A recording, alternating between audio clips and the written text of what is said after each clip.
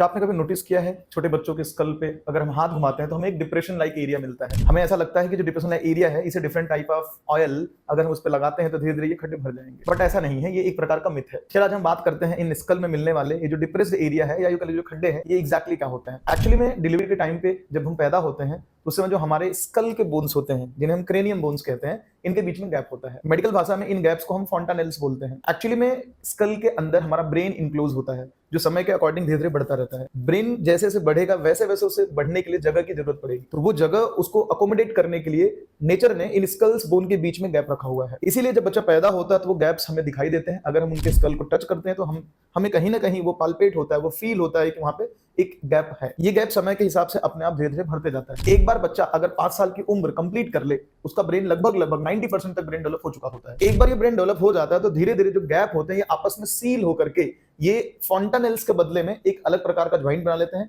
जिसे हम सूचर्स कहते हैं। और एक बार ये सूचर्स बन जाए तो बच्चे का जो ब्रेन है उसका डेवलपमेंट कहीं ना कहीं कंप्लीट या लेट से स्टॉप हो जाता है, ऐसा हम बोल सकते हैं। यही वजह है कि छोटे बच्चों में हमें गैप्स दिखाई देते हैं, लेकिन जैसे जैसे बच्चा बड़ा होगा वैसे वैसे वो गैप खुद ही भरते जाएंगे। इन गैप को भरने के लिए हमें किसी प्रकार के ऑयल वगैरह लगाने की जरूरत नहीं पड़ती।